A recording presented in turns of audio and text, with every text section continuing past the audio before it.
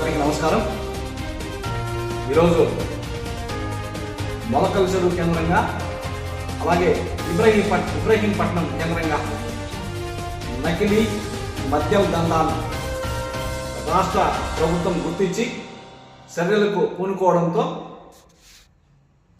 వైఎస్ఆర్సీపీ నాయకుల గుండెల్లో ఈరోజు రైళ్లు పరిగెత్తున్నాయి. కుంభకోణాల్లో నుండి పుట్టిన పార్టీ వైఎస్ఆర్సీపీ, ఆ నాయకులకు అది నిత్యం అలవాటుగా మారింది. గతంలో గొడ్డలిపోటును గుండుపోటుగా చిత్రీకరించిన తరహాలోనే ఈ మద్యం కుంభకోణాన్ని కూటమి ప్రభుత్వానికి ఆపాదించాలని చూసినారు.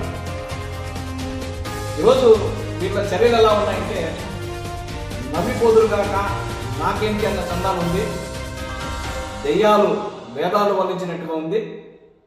నాయకుల ప్రమేయం స్పష్టంగా తెలుస్తూ ఉంది.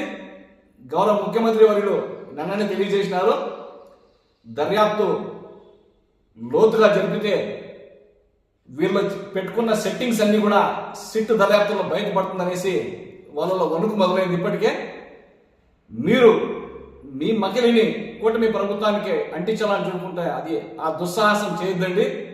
ఇక్కడ ఉన్నది కూటమి నాయకులు.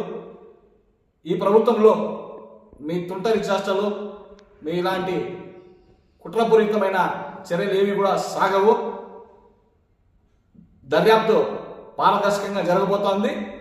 ఈ రాష్ట్రంలో తమ పదవీ కాలంలో అత్యున్నత ప్రతిభను కనపరిచిన పోలీసు అధికారులను దర్యాప్తు బృందంలో నియమించడం జరిగింది. త్వరలోనే అన్ని నిజాలు కూలంకషంగా బయటకు వస్తాయి. దర్యాప్తు లోతుగా జరిపించాల్సిందిగా కూటమి ప్రభుత్వాన్ని మేము ఈ సందర్భంగా కోరుతున్నాం.